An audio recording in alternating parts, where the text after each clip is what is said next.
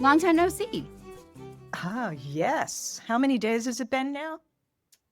Too many, but I think like 9. Okay.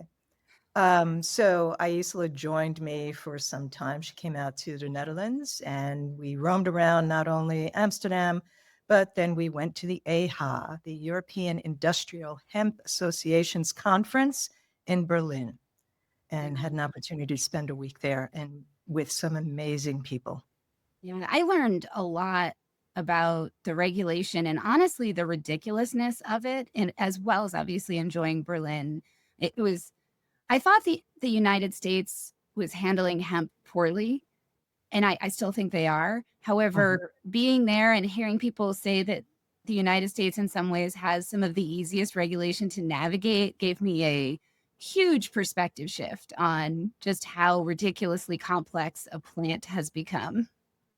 It's kind of comical when you hear those kind of, like we are ahead of the curve in some areas across the planet, Yeah. uh, because you just feel like you're so far behind across the board.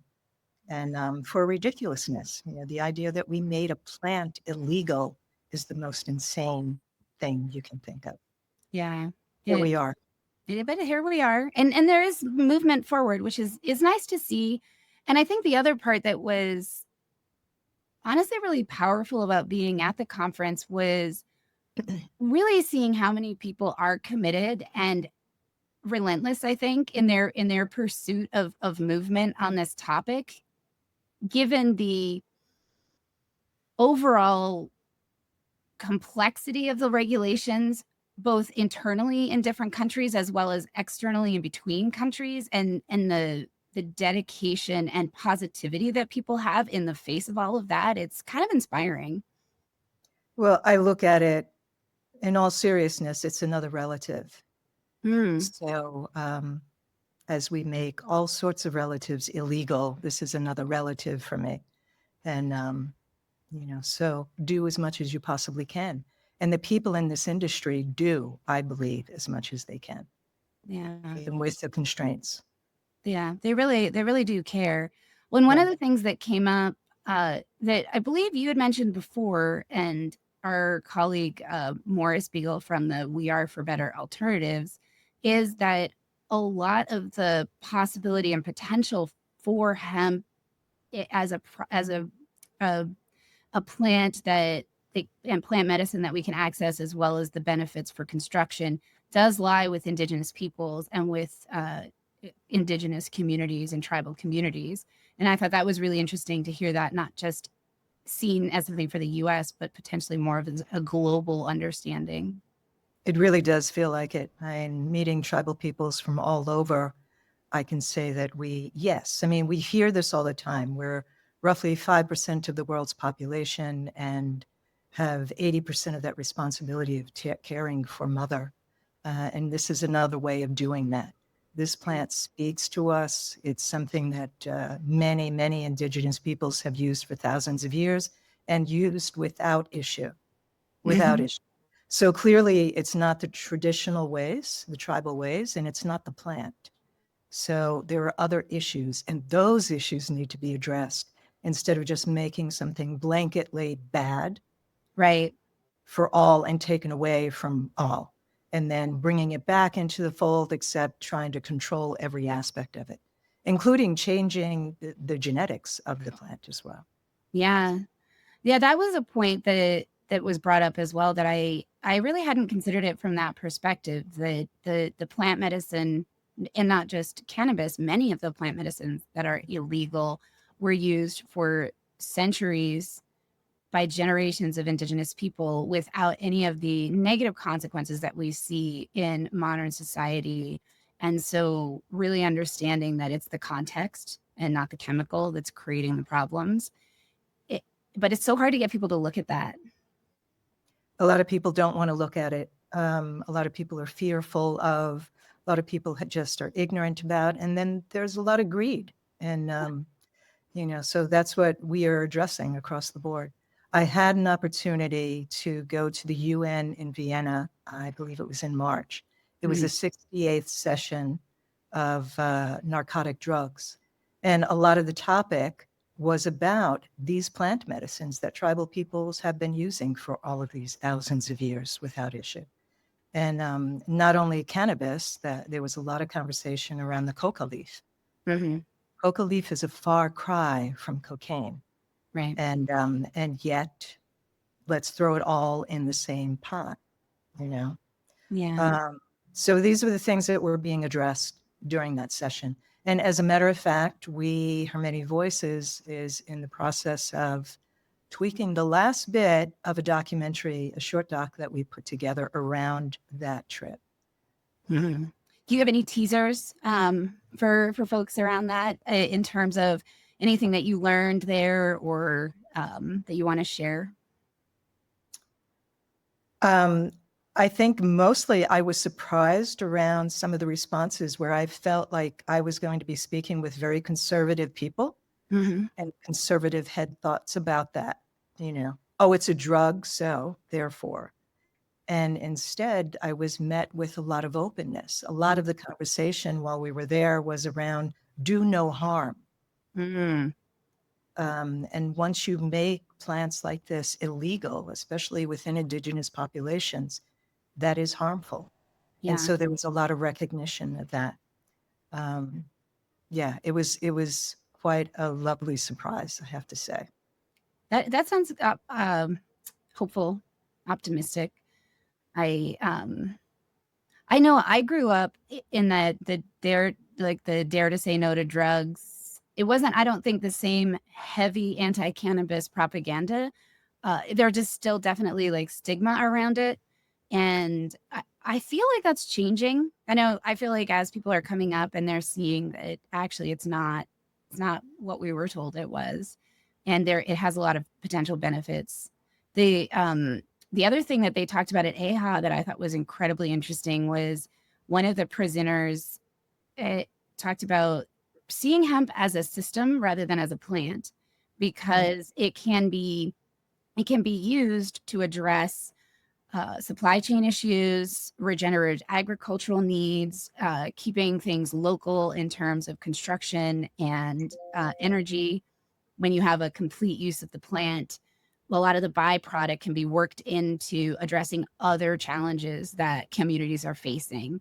And hand in hand with your visit to was it the centenary? I can't recall. There was a fun name for it. Yes, yes, It yes. there, yeah. At I'm any rate, sorry. the thing at the UN that you Right. went to, we'll put the name in the show notes so people can look it up if they want to. Yeah, Um, and we sponsored two organizations. One was Greens for All, mhm, and the other was the Cannabis Embassy.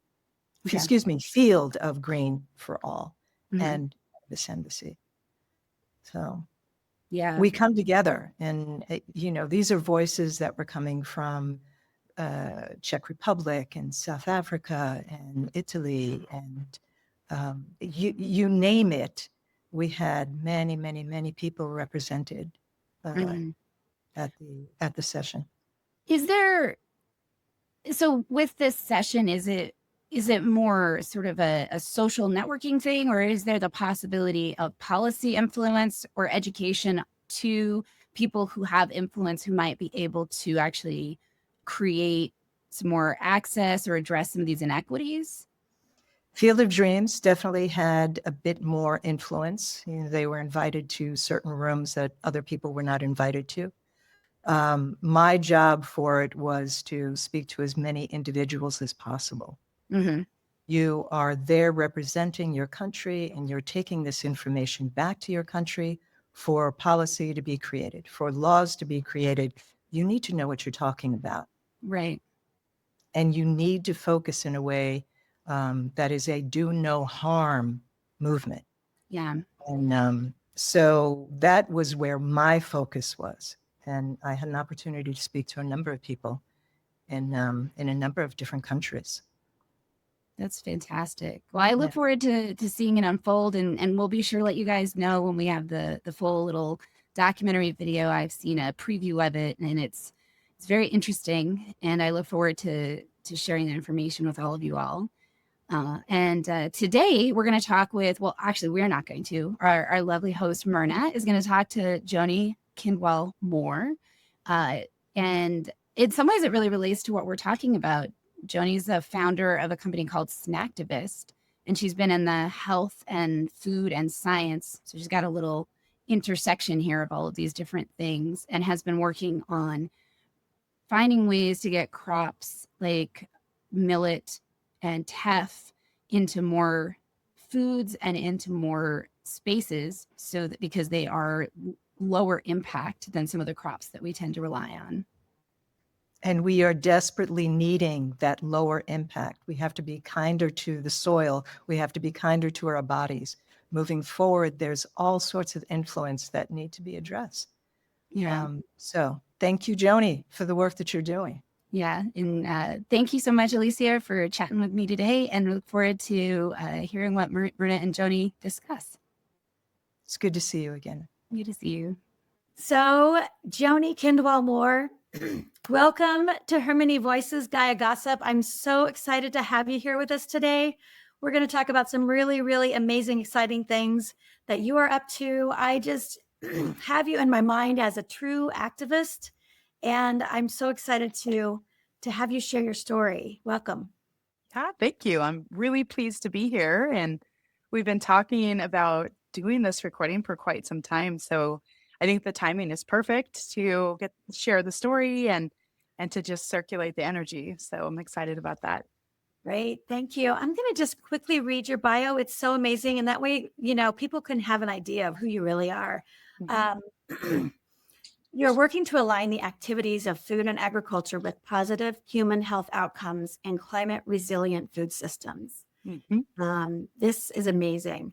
With over 25 years of scientific inquiry, healthcare, food system activism, and entrepreneurship, you were inspired to found Snacktivist, a company committed to creating innovative products and developing markets for drought-resistant, low GHG opportunity crops like millet, sorghum, teff, and others. The knowledge gained in health sciences, combined with your expertise in food and regenerative agriculture, has presented this amazing, unique opportunity to reimagine supply chains in addition, and impact reporting, and also digitize market platforms. I know you have 2 different companies, an association, and would love to have you add to that. Sure. Anything to add by way of introduction? Yeah, no, that was great. Thank you so much. And I feel like whenever I talk to new people about what I do, it's really helpful for them to understand like the lens that I operate through. Because if you're really a why-centered person and you're trying to achieve like a system shift, there's usually several levers that have to be pressed upon simultaneously to get to that goal. And so my professional life definitely represents that, because I do have Snacktivist, which is a company that does buy, sell, and brokerage and innovation around climate smart crops. So really exciting, very forward thinking, works with tangible things, works with incredible farmers, works with incredible market partners. But then we also have a technology company that's called the Rhizosphere. And where the Rhizosphere is uniquely different is it's truly a tech company, but it is a platform where the food system can come together and we can build a sustainable food economy. So it is a platform with robust tools so that we can find each other efficiently. We can have like AI-driven intelligence and analysis so that we avoid a lot of the guesswork, and we have really incredible mapping and asset mapping. And then we have the tools that help us really automate diligence, which is a fancy way of saying, let's de-risk our activities. So when we find each other and we want to do business, we make it that much easier to do it quicker and more efficiently and de-risked. So, when you bring that back to Snacktivist, my first company, here we're trying to convince larger companies to adopt a novel supply chain. Meaning agricultural companies, the actual growers, the farmers and the growers. Well, the actual growers and then the actual purchasers on the other side. And they're always like, yes, we want to do this. Like our heart is there, but how do you de-risk the process? And so that's where Snacktivist is driving that adoption, but the Rhizosphere de-risks the process. And that's how they work really, really well together to help transform our food ag infrastructure and That's economy. amazing. Yeah, it's fun. Let's go ahead and deep dive on Snacktivist first, and then I know you're launching Rhizosphere now, and it's really exciting. But let's sort of do a little background. How long ago did you start the company, and what's the scope of it, and just kind of share with us more about that. Yeah, it's been an interesting journey because we actually founded Snacktivist way back in 2015. So we just had our 10-year anniversary.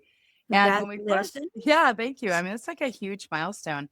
And before that, I was in healthcare for a very long time. I was a bedside ICU, trauma ER, diabetic education. Like those were my three hot spots in nursing.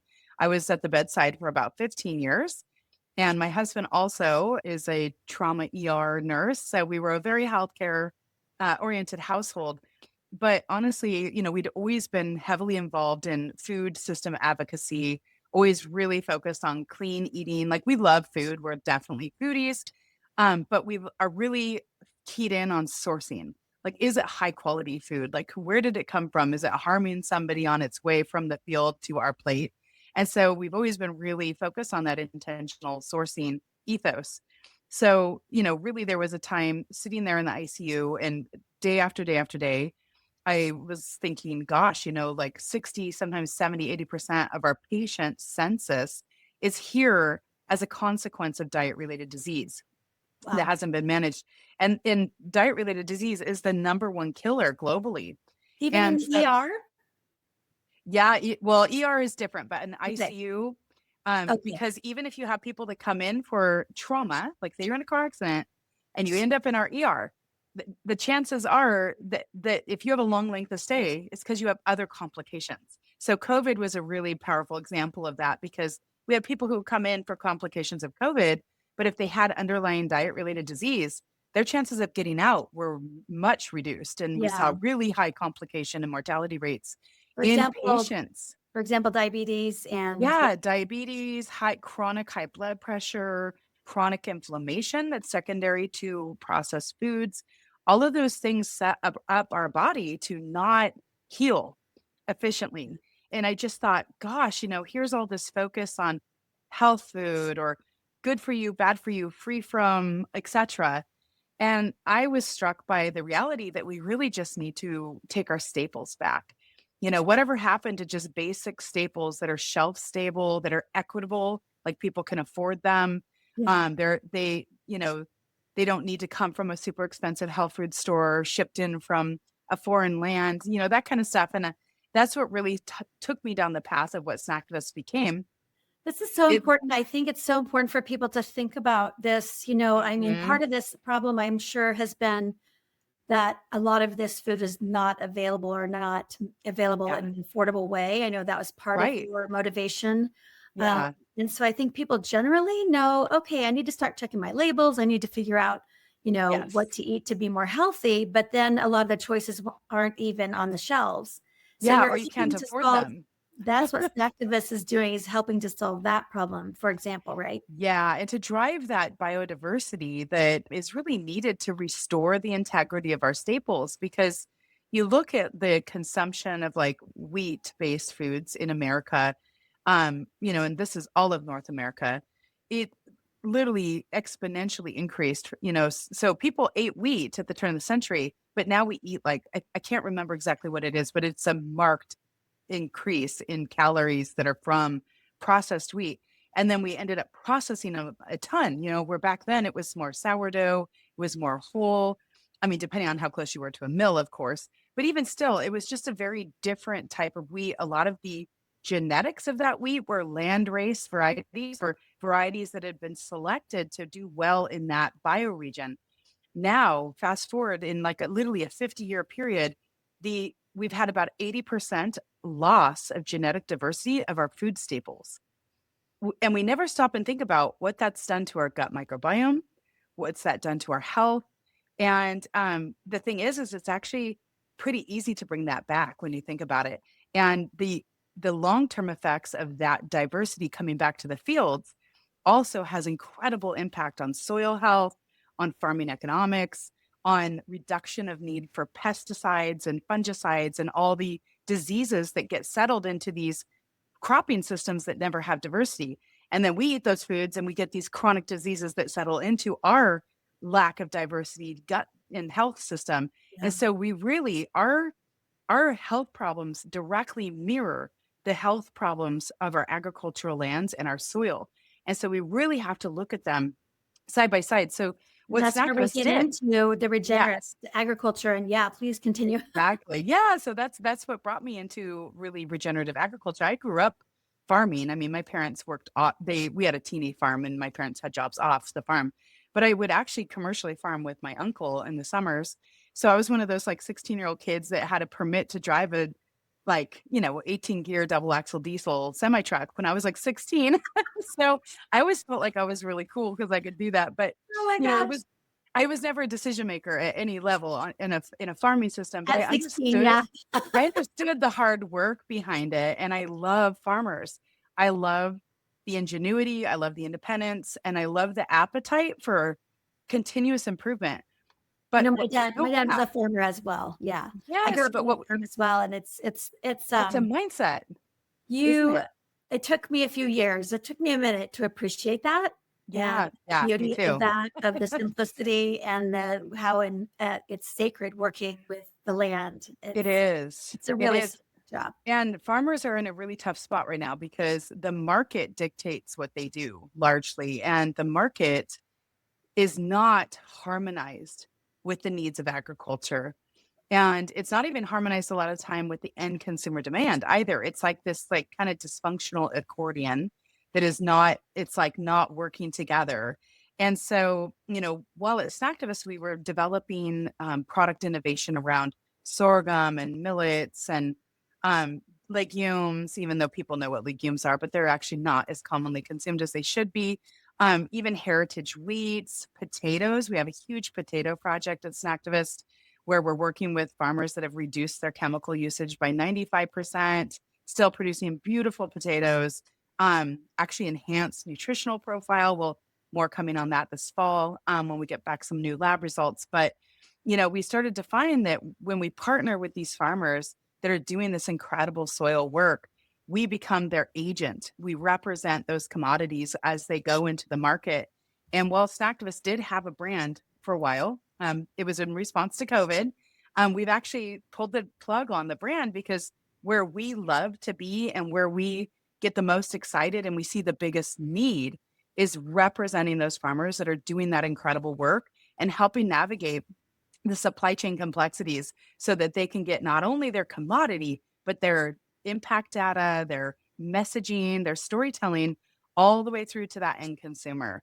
And so So we you're, steward that commodity through the value yeah. chain. So Mhm. you, at one point, Snacktivist did have a brand, meaning Yeah. literally food on the shelves, right? Yeah. Yeah. And we still do. I mean, you can actually find it in places, and we still sell into the food service establishments from coast to coast, but we've really pulled back from that retail Yeah. You're positioning. having a bigger impact working directly with the farmers and Yes. helping them to actually Yes, figure out the supply chain and exactly. how to change what they're doing. There's only so much real estate on the floor of a store, right? So, while during COVID, we were like, oh, let's take some of that real estate and let's put a better product there. We've since reformulated and said, well, why don't we figure out who's already there? And then let's challenge them to actually embrace a better supply chain because they already have the consumer's trust. They already have a product that people love. Let's help them create better quality supply chains. And that is a powerful, powerful thing to do. And it's a lot of fun, and we love doing it. I love it. I love it. It's Mhm. amazing. So congratulations on the 10-year anniversary for Snap. Yeah. It's been a wild ride. Yeah. We'll put the websites here. We'll do that in a few minutes. Great. So yeah, and now you had shared with me a while back about your technology company, and which is really a Yes. platform. And I Yeah. know things are just really ramping up now, and that's really your priority now. So please share with us more about that, about Yeah. the Well, Rhizosphere. it's really fun how the Rhizosphere came about because it also too started in 2016.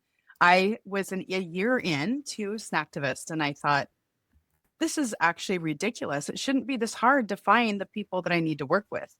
Like, why is discovery so difficult in B2B, business to business, food and agricultural transactions? And I remember, I'd spent the whole day like looking at Nicholsworth and Craigslist and online marketplaces like Angie's List. This was like 2015, 2016. And then my dad was sick and I needed to buy a ticket. I needed to go visit him like on the flight. And here I'd been all day long and I didn't find a single farmer that would be appropriate for my needs, for this work at Snacktivist. I was able to jump onto Travelocity and buy a plane ticket in 3 minutes. And I had my choice of every airline, and I had my choice of all the times, and I had a choice of using mileage or not, like all the things, right? And it struck me so profoundly that day. I was like, why don't we have a consumerized experience in supply chains? Like, why is it this hidden, opaque thing? So I, was like, okay, we have got to fix this. We need a digitized experience, a consumer-driven experience in B2B agriculture. So you're And saying so anyone, what you're looking to, the problem that you identified and that you're now working to solve is for the transparency for anyone to be able to go in and see Yeah. where this product was sourced, what kind of farm it was, all that kind of thing. Yeah, and standardizing a lot of the impact data and storytelling and food safety and certificates, third-party verifications, all that stuff, like, because that's a very manual process. Like I say every day, because we do this for real still at Snacktivist. And every day at the end of the day, I'm like, wow, I feel like a travel agent in 1986 or like a realtor did in 1986 without that digital access into the market. There's no market visibility.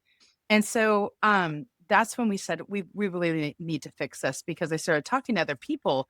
I ended up talking to some bankers who were trying to develop a huge cattle contract with an export. It was an international deal, and they needed to verify that there was enough feed that was appropriate for these cattle because it needed to be non-GMO. It had to be validated, no spray. There was a bunch of special things. And because of lack of visibility, they weren't able to take that contract. And so again, I'm like, okay, it's not just me. And then we started working with bigger and bigger companies. And I was like, wow, they have the same problem. That's why they're hiring me. They're hiring me to sleuth out partners. And so, I first got into a tech accelerator for the Rhizosphere in 2017. But the timing, we were way too early. And it was kind of it was a regional, but still sophisticated accelerator. And after a couple weeks, they said, hey, you know what? No offense, but you're like a mom and a nurse from Idaho. Like, it seems kind of weird that you have this disruptive tech company.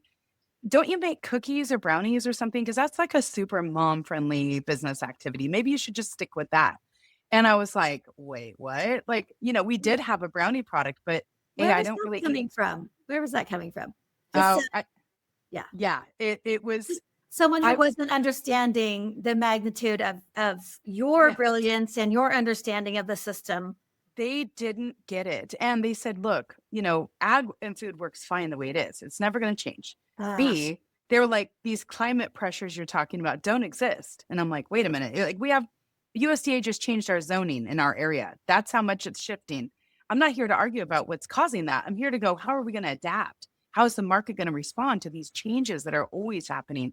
And so that, they said, well, just go make brownies and prove that you can do something like that. And then maybe people will take you seriously with this technology. So fast forward a few years, here we are. And now we do have the Rhizosphere, and it is a digital platform. We're actually going live after Labor Day, but we are AI enabled. We have blockchain coming for full digitized transparency. I mean, we are literally leveraging the most cutting edge technology that is available and making it really consumer friendly so that we can create that visibility between all the stakeholder relationships that happen every day in our food system that make it tick and make it what it is and make it smart and make it intelligent. Yeah. Because just like going to a real estate agent back in 1986 and you said, I'd like to buy a house, I need 3 bedrooms, 2 baths. They'd say, well, here's what's available, but you had no visibility. You couldn't prove. They might have just been trying to sell you their uncle's house. Like, you didn't know, right? Yeah. And but now we switch it, and food still operates like that. You're like, I want to buy this. They'll say, oh, what you want to buy is not available.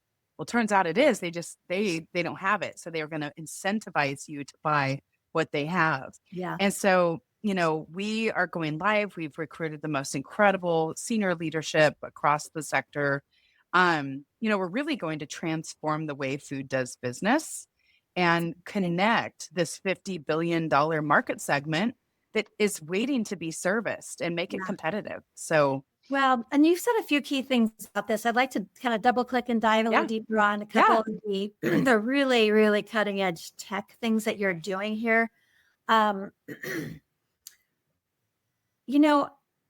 Artificial intelligence is like all the rage. I think that a lot of people don't really understand what it means, or they're lumping it in with other things. Large language models now are considered AI, and that is part of it. But it's a lot broader than that. If you could just give us an idea real quick, not a deep dive, but what do you mean by AI? I know it has to do with automated processes, probably. And then also, blockchain, maybe explain that in layman's terms. Yeah, absolutely. Let's start there. And I have another question too. Yeah, because all of these deep tech things, I mean, they have these names that kind of signal this woo-woo thing of like, oh, fancy and cutting edge. But really at the end of the day, what AI does, any kind of artificial intelligence, whether it's true AI or LLM type delivery of AI, is it really helps us do more synthesis of broad pools of data and helps us glean analysis and intelligence from that, even when it's like humanly impossible. Like for example, scanning the food system, it would be humanly impossible to know every single player everywhere in the United States and what their capacity is, if they have line time. But AI can actually do that in a matter of minutes. And so we use a blend of, LLMs is like definitely like that large language module is core to what we do because we want it to have a humanized interface. Like if somebody comes into our platform and they have the, more of that professional involvement, because there's in our platform, people can just be like, they can just have a little freemium profile. It's kind of like LinkedIn and it's just for our industry. And that's great. Like we love those people. But if you're like an active trader or you're a builder or you're a seller, you want to have more intelligence. You want to know the deeper sophistication. And so our AI actually does mapping and knowledge graphing. So that's actually like a very complex synthesis process.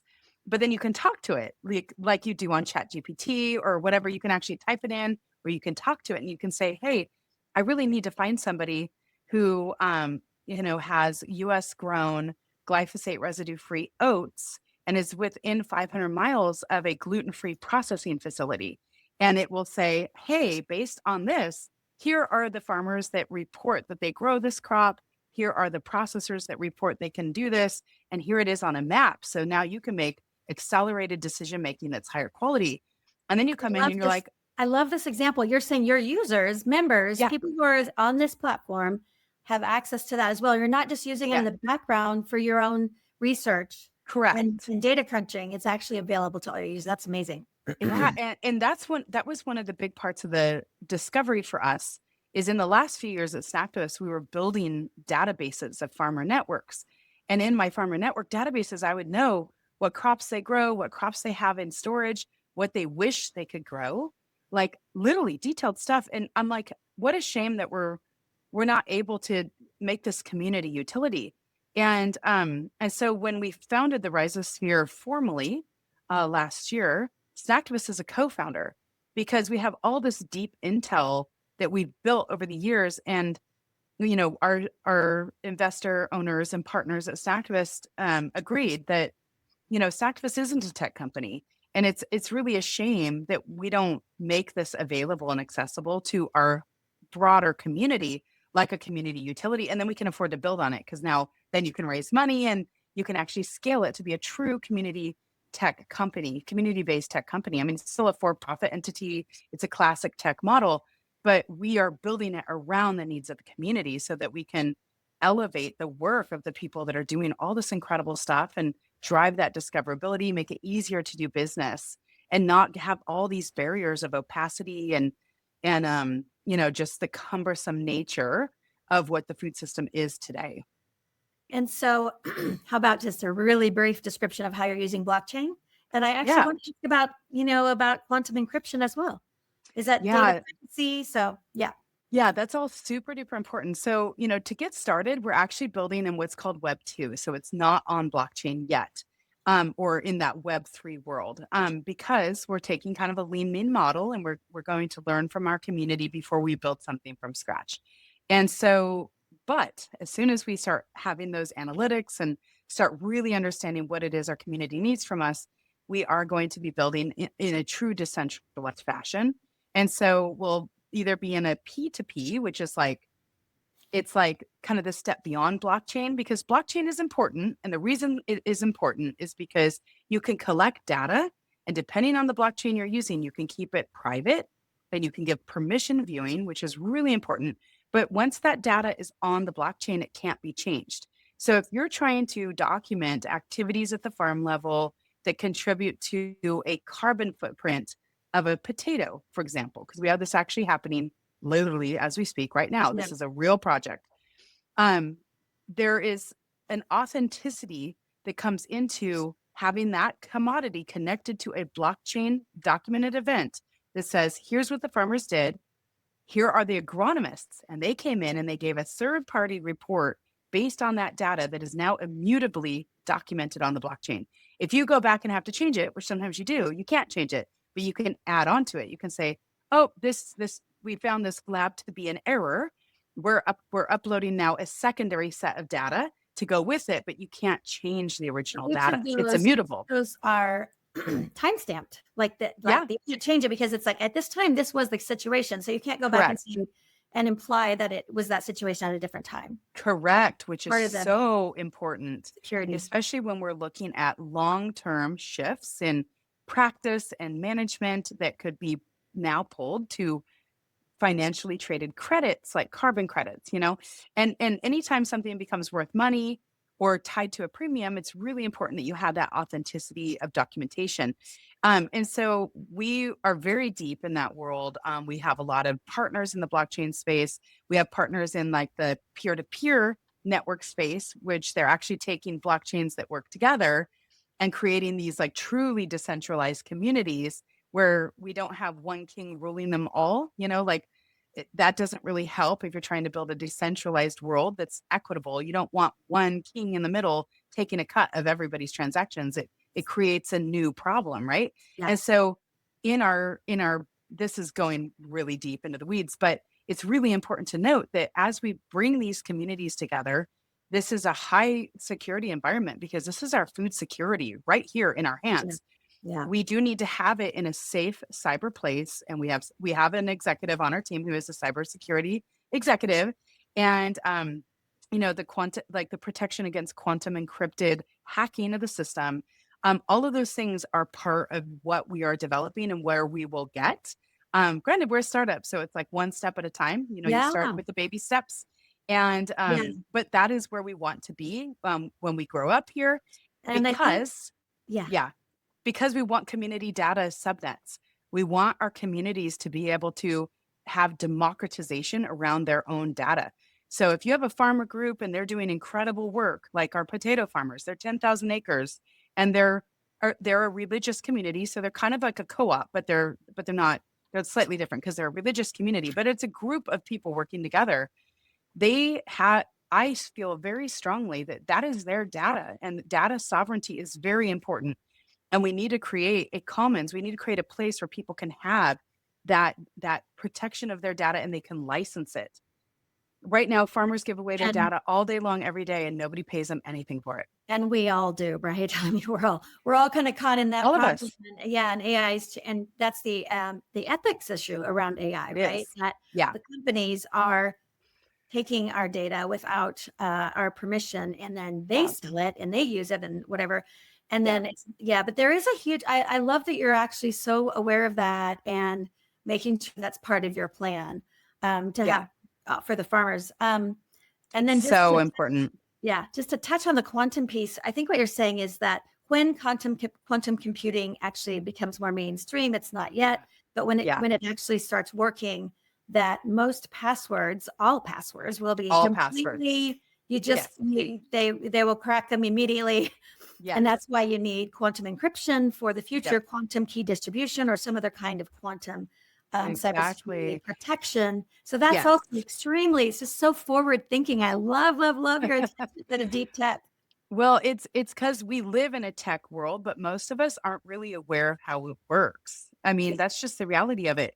And if you're creating a democratized platform that the goal is for our community to take charge and be in control of our own industry, like sovereignty is so important. We have to have that deep technology built in that maintains that sovereignty. So we are closed communities. So our AI will not be pulling from outside of the community.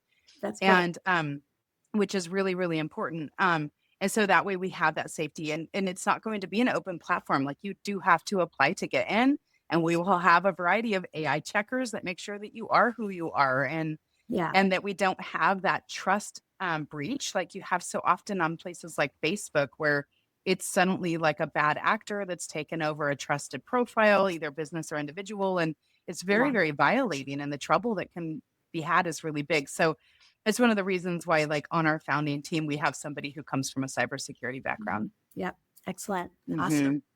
Mhm. I want to ask also about the North American Millets Alliance and share that Yeah. you are also a founder of that. Oh, 100%. Because that's my favorite, like, nerdier network. And it's a fantastic, because in Snacktivist work, putting on my Snacktivist hat again, we've spent many years trying to build a category around these incredible crops. And millets are a family of warm season grasses that, as a group, and they're all very genetically diverse, I will add, but as a group, they are extremely climate resilient. So they tend to withstand drought, they tend to withstand climatic extremes. They don't need a lot of fertilizer and nutrition. They're generally pretty pest resistant, generalizing here, of course. And they play a very important role in the future of our food system. They provide a lot more nutrition too. They're more nutrient dense, but they have very low adoption in the Western world. Back in the day, I mean, you look at Poland, you look at Italy, like, millets were a very important part of the diet until recently. And this was like more of like a green revolution, because millets didn't respond super crazy to fertilizers, because they just naturally are resilient plants. They got left behind in the green revolution when we said, hey, look, we dump a bottle of nitrogen on the corn and it goes crazy, Frankenfood style. Well, millets just they're a little more finicky, but for that reason, you can plant them in areas that have extremely depleted soil or very significant restrictions to irrigation. So you look at, like, California and irrigation restriction in California. I mean, granted, thank goodness the drought has is not as severe as it was a few years ago, but Yeah. we know all climatic patterns ebb and flow. We need to be prepared to have crops that respond well to these high pressure environments. And North Well, American Millets Alliance was founded to develop the category and the education, and to create a community around North American millets innovation, both at the science level, genetics, agronomy, processing, all the way through to consumer awareness. And it's an incredible group of people, very so- small organization, but we really move mountains. wow. So it's a way to utilize all of those areas where you can't plant other crops Yes, and exactly. actually take advantage of that with a really healthy product. And that's Well, great. exactly. Yeah. And even just taking advantage of, like, in our area in the Northwest, we often harvest crops at this time of the year, and then they get tilled, and then they just sit there until like October. And during that period, there's a huge amount of soil erosion. And in fact, I did the math on it once, and in the hillier region of my backyard here, it's for each New York City block, which is about 5 acres, we lose the equivalent of 50 Toyota Corollas a year in topsoil. It's Wow. crazy. And so having things like millets as a warm season crop that could be planted right in there, they could produce food and keep a living root in the ground year round, which would help preserve that topsoil loss and help pump carbon into the ground and restore these hydrologic cycles that are all disrupted. And so there's so many reasons, and I could do a whole segment on just millets alone. But, we've been working with the UNFAO and ECRSAT and incredible global organizations that are all working to help popularize the readoption of these critical ancient crops. Wow. And the UNFAO is the United Nations, what? Food And Security? yeah, Food and Agriculture Organization. Yeah. Yeah. Awesome. Well, we are coming toward the end of our time, and there's so much to talk about. You're really an There inspiration. is. You really are. Thank you. How can people get involved? I know that we've got the general public listening in, but how can people kind of get involved or learn more? And we'll show you. Yeah. And I apologize because I know it's a mixed group of people listening. And in the last couple of years, I've just gotten so deep into the very inner workings of this system. But, for people to get involved, what I always say is actually quite simple. The stuff all sounds super complex, but at the end of the day, consumer demand drives so many of these huge economic cycles. And larger companies are listening. We have some major precedents making top down things happening coming from all these top down pressures, whether that be federal government or big corporates or big regulatory organizations. But we really need the bottom up momentum. We need consumers demanding access to cleaner food that's better for us and actually better for the planet. Yeah. And people are listening. So if you eat food, you're part of the solution. Yeah. Every time you eat, you are part of the food ag system. Yeah, So I think just remembering that point alone shifts the way you look at everything. And are you making progress with Big Ag? Yes, we are. The Big Ag is listening. Good. I mean, they have a business model that is difficult to navigate, but they'll get there. They have to. Otherwise they'll pull a Kodak. Because of demand. Yeah.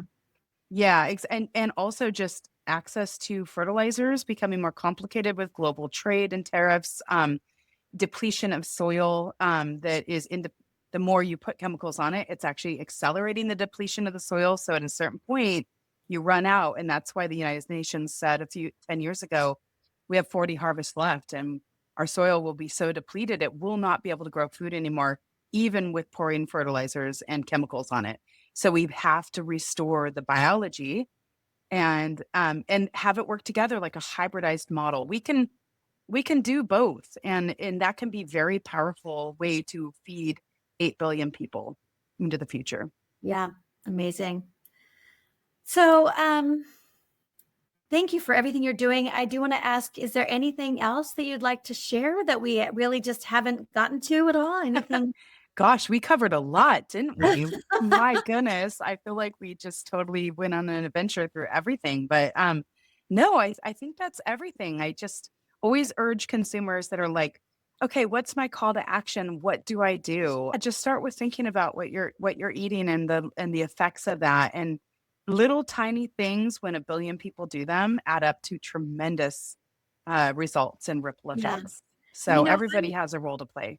I also am just I love that human health is directly tied to the health of the planet and the health, obviously the health of our food, right? Yeah. The food is coming from the earth and we're putting it in our bodies. And there's this tie that's so important and so sacred again, of our bodies and our human health. And so kind of back to, I guess, I want to also just kind of back to acknowledging farmers and the people who are doing this on the ground and who are paying attention to the need to regenerate and make it work and change the system. So thank you so much, Joni, for everything you're doing. You're welcome. Really a leader and an activist and an inspiration. And I absolutely just love it. Congratulations. Yeah, thanks. It's so fun to step out of the frenzy and talk about the dream for a minute. So thank you. Yeah, absolutely. Thank you so much for joining us. You're welcome. Yeah, you're welcome. Really, really appreciate it.